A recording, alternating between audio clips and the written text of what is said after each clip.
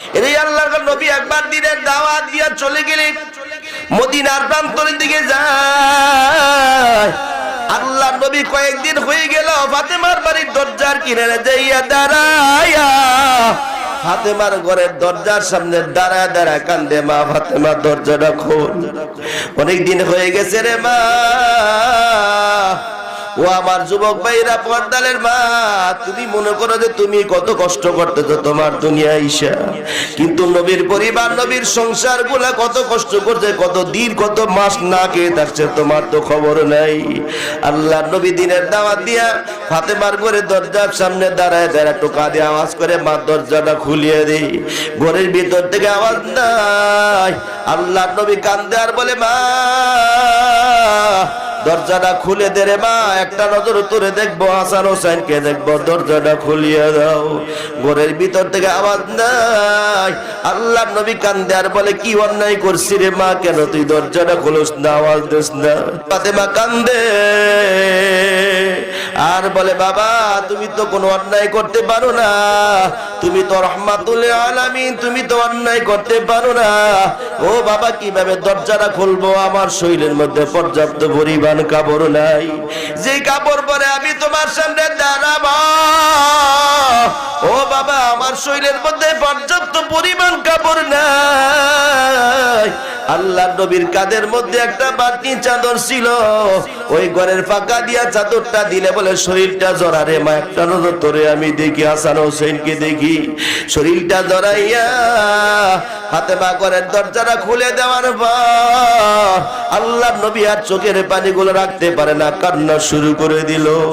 আল্লাহ নবী কান্দে, ফাতেমাও কান্দে আর বলি, বাবা কি জন্য কান্দা, দরজাটা খুলে দিলাম রে বাবা, কি ব্যাপার, কেন কান্দ?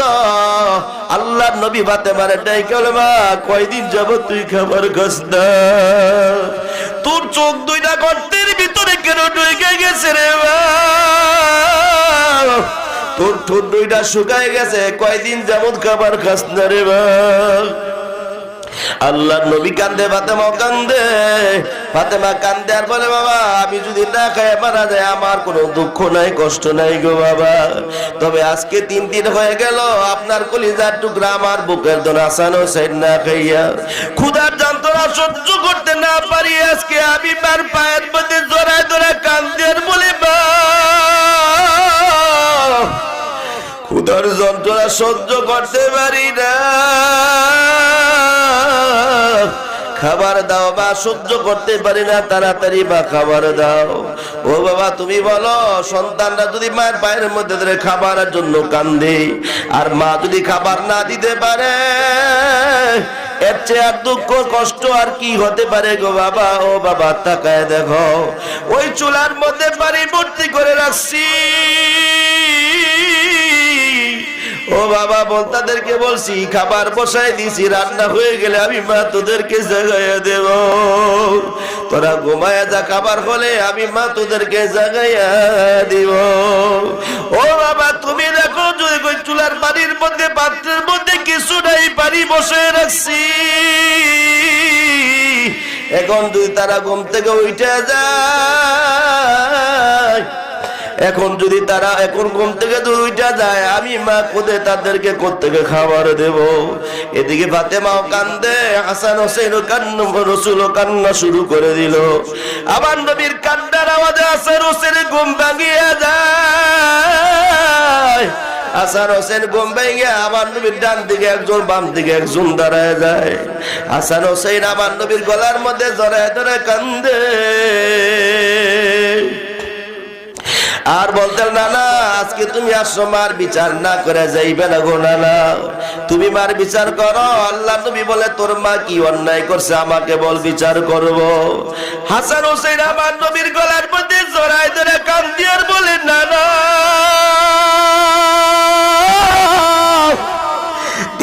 যেমন খবর নেবে টাকায় দেখো গোটানা, পিদের চামড়া পেটের সাথে লেগে গেছে গোটানা, ক্ষুধার যন্ত্রণা সহ্য করতে পারি না, তুমি মার বিচার করো। আল্লাহ নবীও কান্দে, হাসান হোসেন কান্দে। আমার নবী বলে মাতা হাসান হোসেন, এই বিচার আমি করতে পারবো না। হাসান হোসেন বলে বুঝছি তোমার মেয়ে জন্য বলি বিচার করতে পারবো না। আল্লাহ নবীও কান্দে, হাসান হোসেন কান্দে। হাসান হোসেন বললেন না আর কত ক্ষুধার যন্ত্রণা নিয়ে থাকবো গো, না একটু দোয়া করে দাও, মারে একটু বুঝাও খাবার দিতে। আল্লাহ নবী কান্দের বলে 3 দিন যেমন খাবার না পায়া নানার কাছে বিচার চাও। এই কথা বলে আল্লাহ নবী নিজের পেট থেকে চাদরটা সরাইয়া নায়িকা বলে তাকায়া দেখ, 1 দিন যেমন খাবার না পাইয়া নানার কাছে বিচার চাও। আমি নবী আজকে 1 দিন নয় 2 দিন নয় 7 দিন যাবত খাবার না পাইয়া, 1টা নয় 2টা নয় 7টা পাথর আমি নবী পেটের সাথে বাঁধছি। বল আমি নবী কার কাছে বিচার চাও? ক্ষুধার জ্বালায় নবী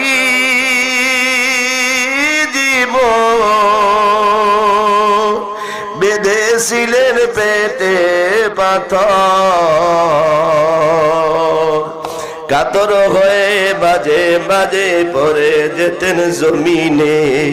নবী বিনে কে তোরাবেন ফুলসিরাত মিজানে, নবী বিনে কে তোরাবেন ফুলসিরাত মিজানে।